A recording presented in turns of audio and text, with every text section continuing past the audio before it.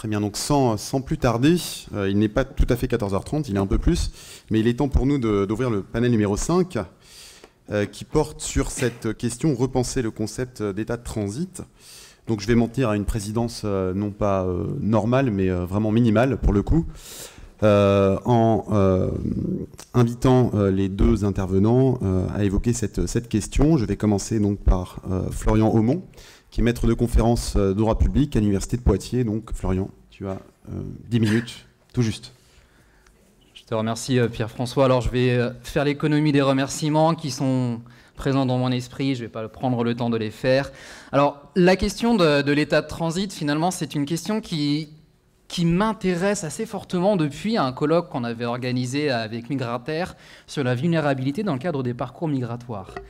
À cette occasion, je m'étais rendu compte que, notamment en étudiant les travaux de l'Assemblée générale des Nations unies, tous les ans, l'Assemblée générale des Nations unies adopte des résolutions sur la protection des migrants.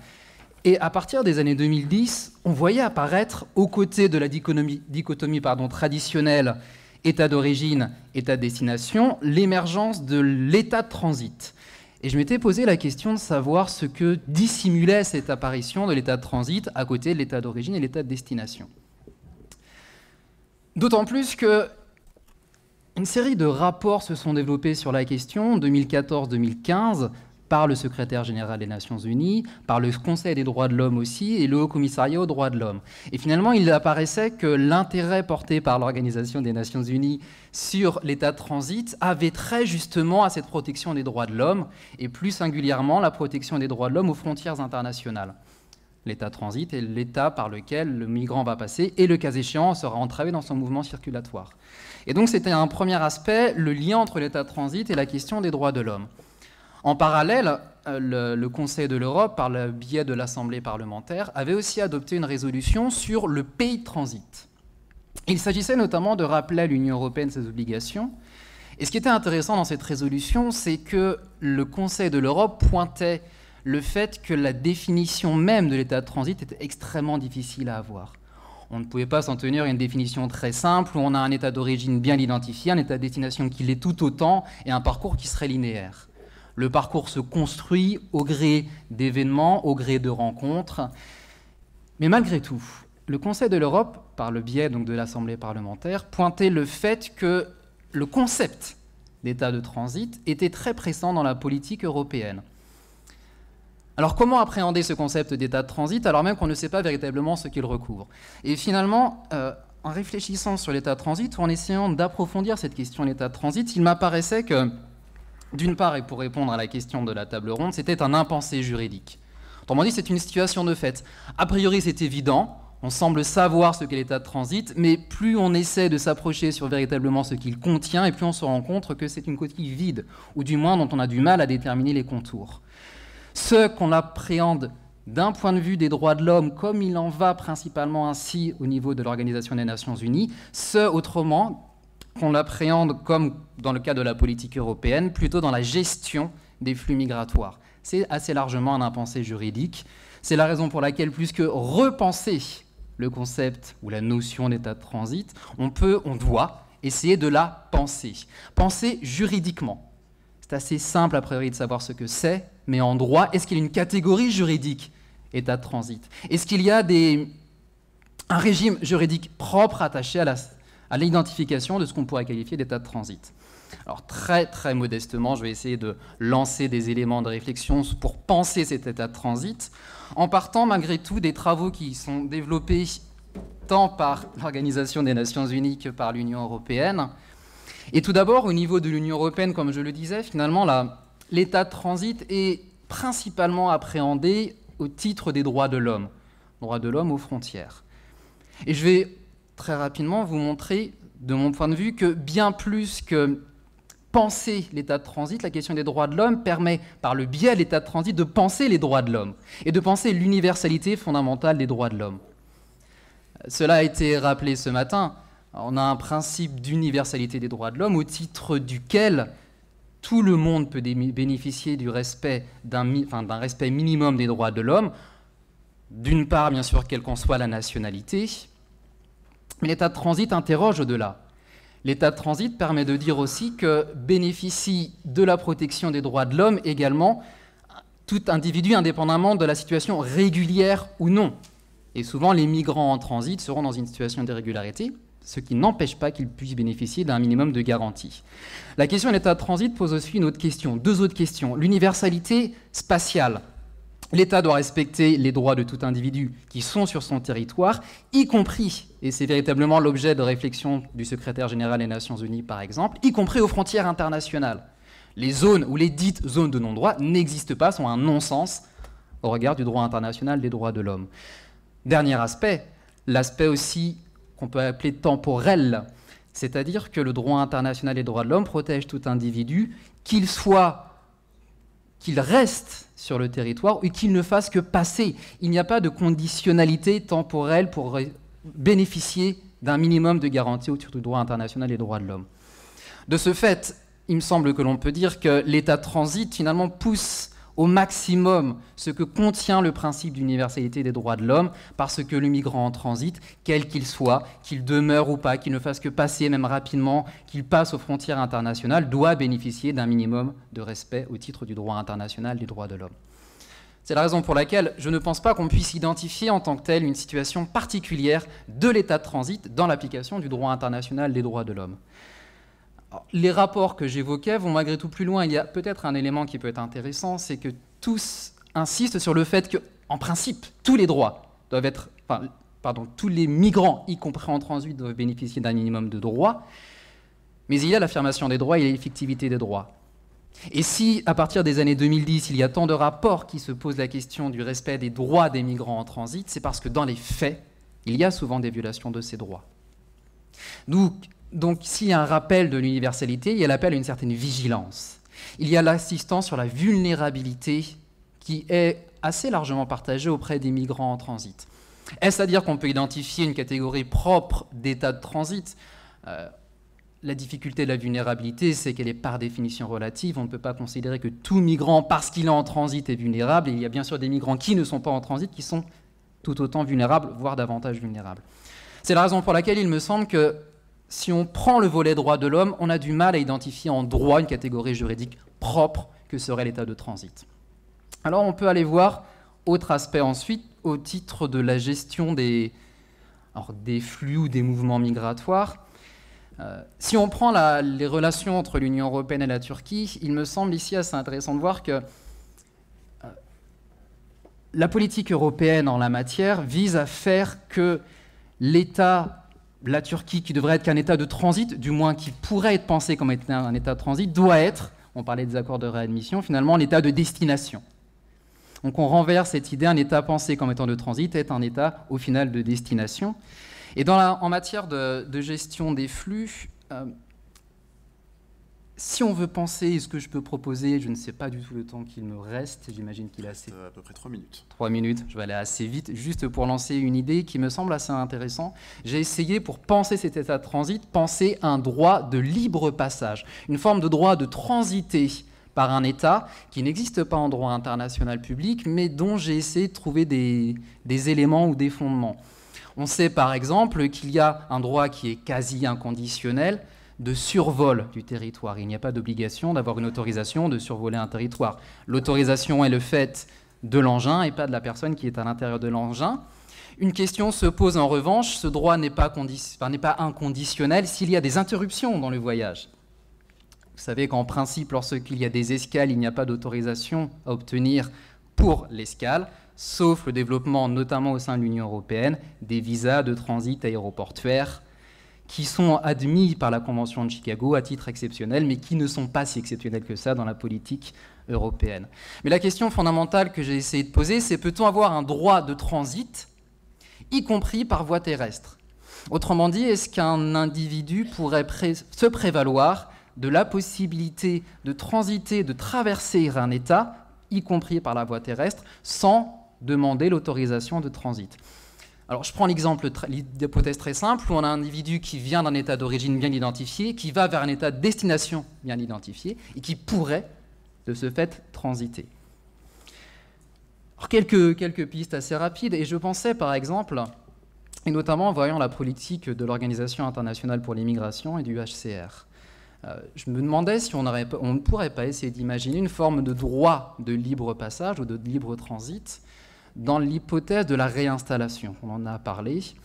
L'hypothèse où finalement il y aurait un individu qui serait reconnu comme bénéficiant de la protection internationale sur un État, qui devrait faire l'objet d'une réinstallation, et pour passer de l'État sur le territoire duquel il se situe à celui vers lequel il doit être réinstallé, une forme de droit de passage entre tous les États, entre tous les territoires qui seraient entre le premier et l'État de réinstallation.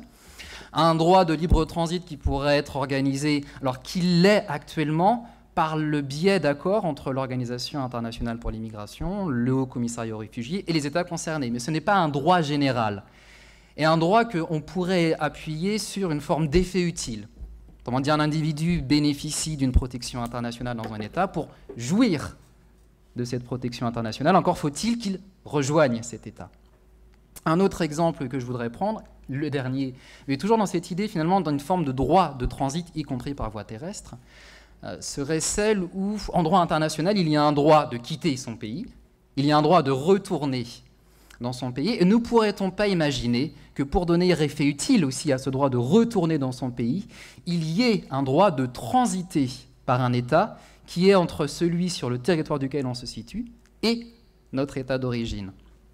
Ce droit de transit que j'évoque ici assez rapidement, on pourrait de manière plus souple évoquer une possibilité de faciliter le transit tel que cela existe pour le commerce des marchandises, mais même sans aller jusqu'à ce point, serait, je pense, un élément assez intéressant qui approfondirait donc le droit de quitter son pays, le droit de retourner son pays, et consacrer une forme de droit de transiter ou de traverser un pays, dans un premier temps, si le trajet est clairement défini, le cas échéant, si on peut élargir la question. Et il me semble, cela supposerait une coopération internationale, et cela permettrait de promouvoir ces migrations sûres, ordonnée et régulière dont l'Organisation des Nations Unies est en train de réfléchir dans l'objectif du pacte mondial qui devrait être élaboré l'année prochaine.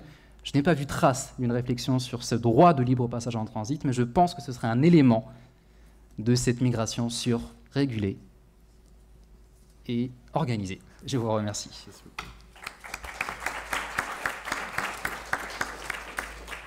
Merci beaucoup Florian, je réserve mes observations peut-être pour tout à l'heure. Si on a le temps, je donne maintenant la parole à Ariane Cavaclioglou, qui est membre d'ONG, qui est notamment membre de l'association pour la solidarité avec les demandeurs d'asile et les migrants à Ankara. Ariane, the floor is yours for 10 minutes. Okay. Hello everyone, I'm Reyhan Cavaclioğlu from Turkey. Today I'm going to share the insight of Turkish legal system and migration and my observations on it as an NGO worker. I'm working as a lawyer at ASAM, which basically, as Mr. Lawal says, Association for Solidarity with Asylum Seekers and Migrants. So we are the implementing partner of UNHCR in Turkey.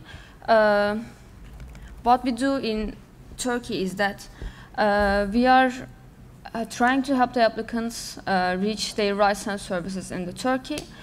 We started taking the pre-registration of asylum seekers on behalf of UNHCR at 2014, and today we are working in 47 cities with 80 offices around Turkey. We are providing legal, social, and health counseling, and we are also creating a bridge between the applicants and the UNHCR, and we are identifying and managing vulnerable cases around Turkey. Due to the surplus of asylum seekers, a newcomer applicant could receive an interview appointment for maybe 4 years later with UNHCR. However, if a case needs immediate action and lacks durable solutions in Turkey, reporting them to UNHCR is crucial, and I believe maybe the most helpful action an NGO could take for a refugee. And the reason of this can be understood more easily after mentioning the legal system of immigration in Turkey. So Turkey is a unique place when it comes to migration. This is mainly caused by the geographical position. However, the legal regulations and the politics are shaped uniquely as well due to that. Until the Syrian refugee crisis, Turkey already had asylum seekers and was able to manage their stay and resettlement in cooperation with UNHCR. And the nationalities of these asylum seekers were mainly Iraqis, Afghans, and Iranians, as well as some people from African countries such as Somalia. However, the Syrian after the Syrian crisis, the numbers have raised with other nationalities as well. According to the report of Ministry of Interior on irregular migration, while the number of people caught while irregularly entering or exiting Turkey was 50,000 between the years of 2010 and 2014, on 2015 this number was more than 146,000. So while the media reflected what happened on the summer of 2015 as a Syrian crisis, there were Afghans and Iraqis and Iranians who were crossing the Aegean Sea as well. Actually, the readmission agreement, after the readmission agreement, 622 of the people readmitted by Turkey out of the total number of 1,422 were Pakistan nationals, and only 230 of them were Syrians. The rise on the number of people seeking asylum in Turkey or crossing Europe from Turkey and the number of Syrian people accepted to the country created the need to regulate the migration with a new law. And the law of foreigners and international protection came into force in 2014. Before this new foreigners law, the foreigners department of the police were responsible with the registration of the asylum seekers and the foreigners, including the immigrants. However, the new law created the Migration Management Authority, which have an office basically in every province in Turkey today. Since Turkey did not revoke the geographical limitation on the Geneva Convention, only the asylum seekers from the European countries are entitled to be recognized as a refugee in Turkey. This is where the law and reality does not match, because the number of refugees by this definition are barely more than 50 around Turkey. So there are basically 50 or 55 people recognized as a refugee in Turkey. On the other hand, only the number of the Iraqi nationals seek asylum in 2016 is more than 31,000. So there are people seeking asylum in Turkey, and Turkey accepts them, but in which status? The new foreigners law needed to create new statuses for other nationalities to close this gap.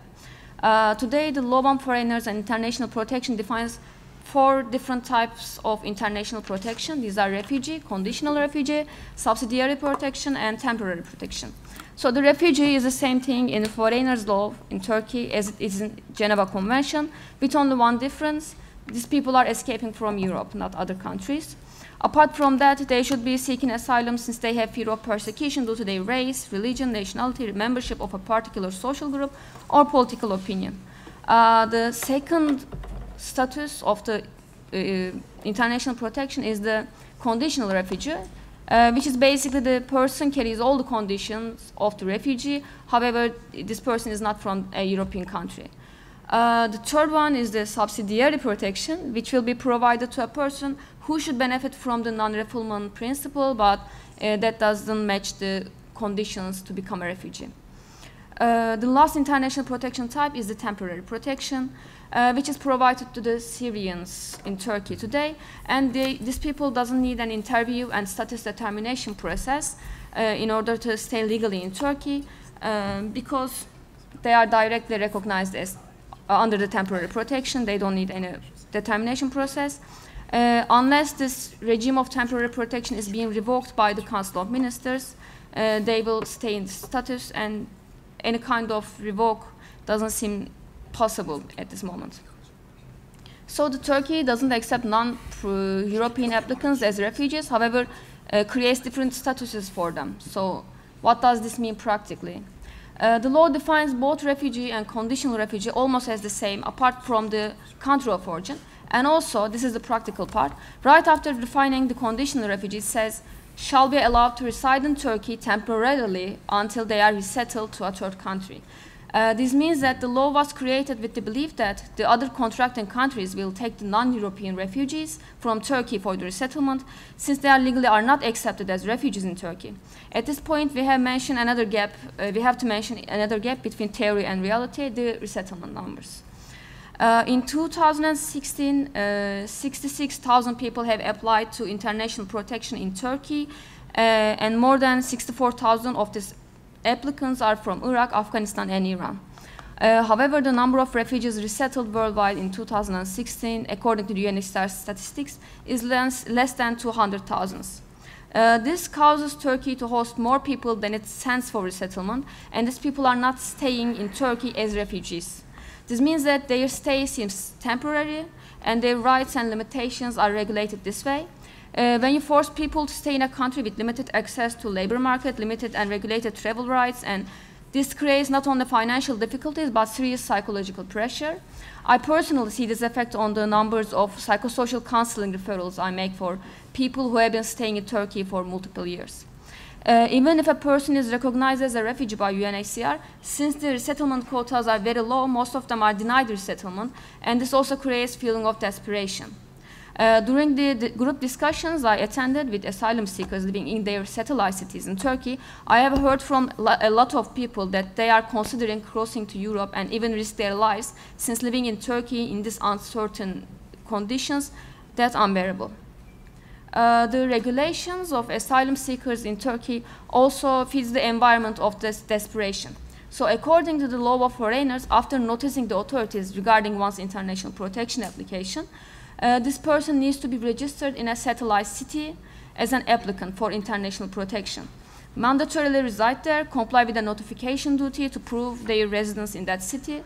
In order to visit another city, applicants need travel permits. They have health insurance just as a Turkish national, however, they can only use it in their registered city.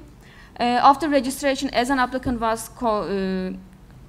after their registration as an applicant was concluded and they were issued ID cards, they need to wait for 6 months in order to ask for a working permit. And according to the regulations, working permit applications should be made by the employers, not the people seeking this permit.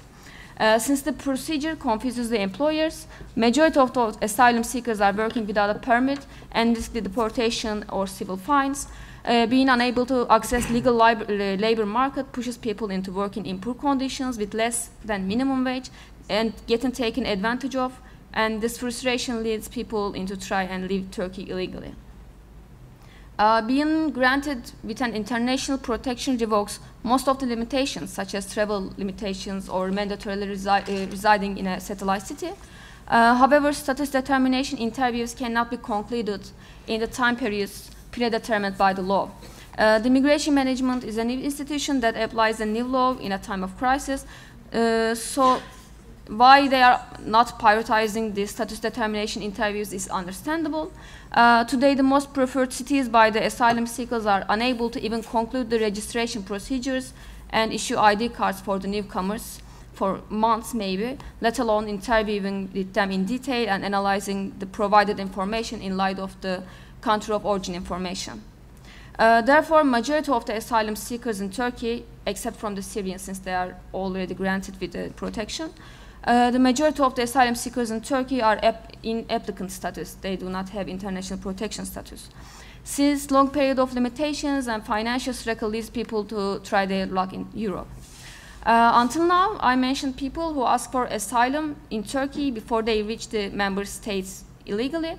However, there is another profile who passes through Turkey without trying to receive any protection there, and this number peaked in the summer of 2015. For example, our headquarters has registered more than 5,000 people in January 2015. However, this number was raised to 13,000 in August the same year. The most drastic increase was with the Afghan males who were registered with UNHCR before leaving Turkey. I distinctly remember one of them explained to me that he will not be approaching to his satellite city for registration, and he is just here for receiving a paper from UNHCR, which he believes that will be helpful if he got caught while crossing the agency. So we can divide the profiles of people escaping to Europe illegally in two. The first profile is the people who lived in Turkey legally and after a while decided to leave Turkey, and the second people are just passing through Turkey directly. So yes, according to the readmission agreement, both these profiles are under the 4th article of the agreement and they are readmittable. Maybe at this point I can mention the effects of the readmission agreement as an NGO worker who can see the field and its effects. Well, after the March of 2016, people started to ask if they could be sent back to Turkey. So Apart from that, the improvements on the border security also helped decreasing the numbers of people getting across to Europe illegally. According to a recent report issued by the Ministry of Interior, the number of deaths at sea has decreased 72% in 2017. So while the number of people getting caught illegally exiting Turkey peaked at February 2016 with more than 25,000 people, after the agreement came into force in early April, only 9,000 people were caught from the same reason in April 2016. So I personally believe that, in my personal opinion, yes, the agreement helped with the slowing down the crossing through sea from Turkey and saved lives this ways. However, this does not mean that the agreement was in favor of the refugees. Neither staying at camps in Greek islands or having to wait for years in order to receive a status that does not cover all the protection needs of a refugee in accordance with the Geneva Convention is in favor of the refugees. And neither of them helps refugees acquire the protection the contracting countries promised in this convention. As the final point, I would like to highlight that Article 74 of the Foreigners' Law of Turkey defines a safe country in which it would have been possible to lodge an international protection claim that could have resulted in the granting of appropriate protection in compliance with the convention. So since Turkey does not grant the refugee status to non-European applicants, it is safe to say that it's not a safe country for a majority of the applicants. However, since the readmission agreement also recognizes the non-refoulement principle, and it can be deducted that with this agreement, both European Union and Turkey define Turkey as a safe country, in contrary to the national and international laws on refugees. Thank you so much. Thank you very much. Désolé, hein, c'était rapide, so quick. Merci beaucoup, Ryan. Je vais sans plus tarder donc laisser la parole à notre discutante Nora El-Kadim, qui est maître de conférence en sciences politiques à l'Université Paris 8 pour à peu près 5 minutes. Je fais la discussion en anglais ou en français? Comme vous voulez. Comme tu veux. Je vais faire en anglais peut-être pour En anglais. En anglais, ouais, anglais. Okay. Okay, so thank you very much for inviting me to discuss this panel. I wanted to underline maybe 3 things that I found interesting in both of your presentations, which I would like to discuss further if we have some time. The first one is the political dimension of the application of this category of transit country, because Turkey has been called a transit country, Morocco has been called a transit country, France, to my knowledge, has not been called a transit country, although it is a similar dynamic for people who want to go to the UK, for example. So I find it interesting to see that this category is used depending on other things, which I would like to, why do you think some countries are dubbed transit countries, whereas others are not? And this is, I think, also related to the strategic uses of this category of transit countries that are made by both the EU or European countries and by third countries. By the EU, for example, in relation with the definition of a category of safe third country, which is, appearing more and more related to this category of transit, and by third countries who negotiate using the status of transit country as a geographic rent, as it has been called, in order to maybe obtain other things, as has been said before. But in the end, they get stuck in this situation, and also this transforms these so-called transit countries into emigration, transit, and destination countries more and more, because they are enrolled in this new role of retaining migrants, which then remain there. And in this context, I have maybe 3 questions for Florian, and 3 questions, I think, also for Rayan. Regarding your proposal of a right of transit, I guess would be the translation, I was wondering what good would that be if there is no agreement of the destination country to welcome this person, because in the end, the reason why people are traveling on land is because they cannot, there's no agreement of the destination country. Otherwise, they would just fly. It's cheaper, it's simpler, it's safer, so you name it. So I was just wondering, why would it be of any use, or how it would work. Also, if it happens in the framework of the resettlement procedure, wouldn't this run the risk of discharging international organizations and destination countries of actually paying for the trip and organizing it, which is, now if you get resettlement, good for the refugees. So, and finally, how would you connect that to an argument about free circulation, freedom of circulation, rather than freedom of transit? And for Rayan, I was wondering, how you consider the role of international organizations in this context of creating the situation of transit countries. Why is the UNHCR accepting basically to do the work of the EU? The EU, it could be considered that the EU is externalizing its asylum policy to Turkey or to Morocco, also or to Tunisia. It has been the case, and in some cases, I don't know if it's the case in Turkey, but in Morocco, the financing of the UNHCR was largely from the EU, and so the project of the EU of having sort of hotspots, not only in Greece but also in third countries, has been mentioned. And why are international organizations playing into this, and how does it work there?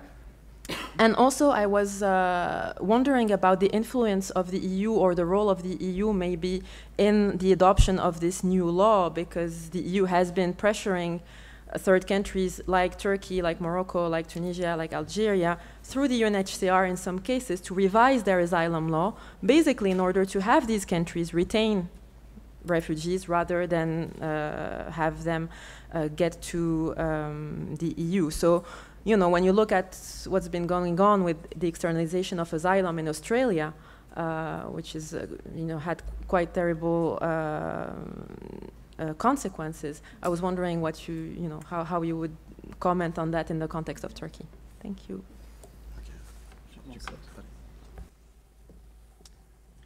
Alors merci pour ces 3 questions, et c'est vrai que le président me faisait remarquer, je suis extrêmement optimiste, et c'est à dessein dans le cadre de cette présentation sur ce droit de transit. Alors sur la première question, je suis pleinement navré, pas été assez clair. Mon idée est seulement celle où l'État de destination a donné son autorisation pour entrer sur le territoire de l'État, sur son territoire. Dans cette hypothèse-là, le transit par un État de transit ne pose pas de difficulté d'une entrée sur l'État de destination. C'était mon hypothèse de départ, qui est de loin la plus simple. Effectivement, donner un droit de transit s'il n'y a pas de droit d'entrée sur le territoire de destination, en soi, vous avez totalement raison, ça n'a aucun intérêt. Donc c'était vraiment cette hypothèse d'école très simple que je voulais développer. Sur la deuxième question, c'est vrai que concernant le financement, alors l'Organisation internationale des migrations, et en lien avec le HCR, peut intervenir pour, alors pas prendre à sa charge totalement le déplacement, le transit, mais en tout cas, il a une pratique de négociation avec les transporteurs, de façon à limiter autant que faire se peut les frais pour le transit dans ce cadre-là. Ce qui n'exonère pas l'État de transit de prendre à sa charge certains frais, mais qui seront nécessairement limités, en tout cas qui seraient pris en charge d'une forme de coopération internationale. J'en ai pleinement conscience, qui est absolument pour l'instant non mise en œuvre, et peut-être ne le sera-t-elle pas, en tout cas à court terme, mais je pense que c'est un domaine que l'on peut essayer, sur lequel on peut essayer peut-être de réfléchir. Et puis, dernier point sur la liberté de circulation. Alors, en droit international, la liberté de circulation se fait au niveau interne de l'État et non pas dans le passage des frontières internationales. Ce que je n'ai pas dit parce que je suis allé très vite, mais il y a quand même une forme de droit de transit dans le droit de l'Union européenne. Les États ne doivent pas poser d'entraves trop importantes au transit lorsque, justement, un individu va sur le territoire d'un État membre, sauf s'il y a le signalement de cet individu. Mais le principe est bien le libre transit, y compris par les États membres au sein de l'Union européenne.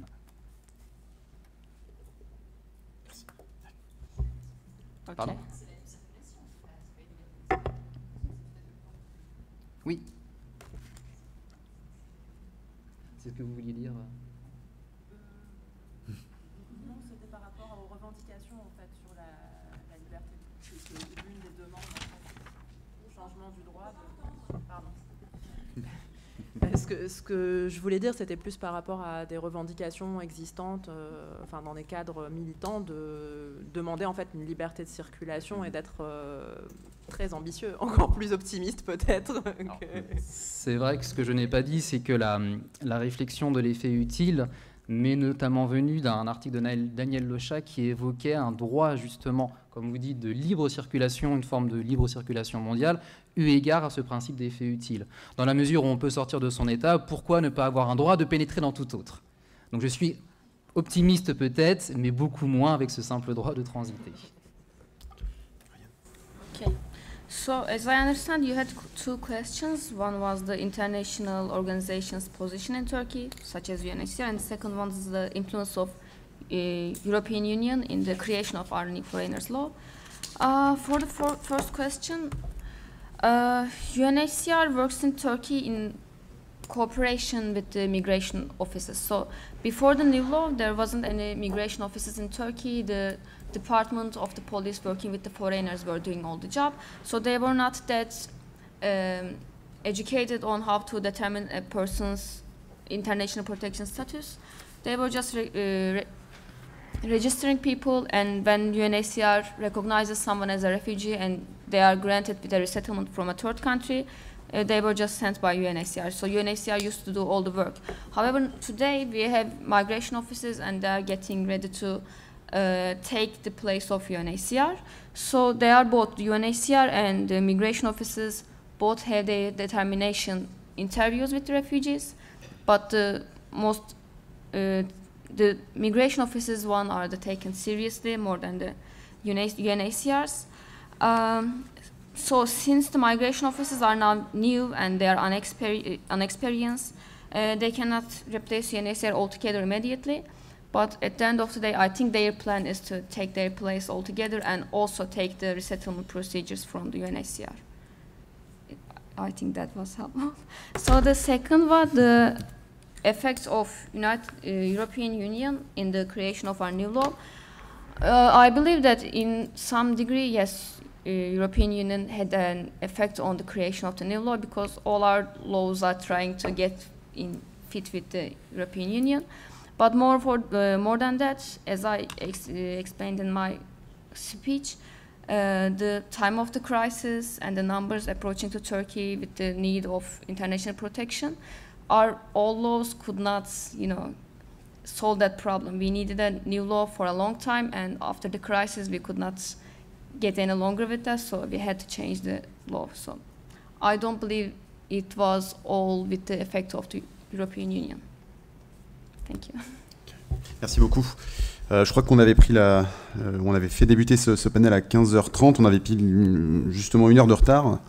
Sur le programme, il est 16h15. On a toujours 1 heure de retard, donc on n'a pas aggravé la situation, on l'a pas non plus arrangé.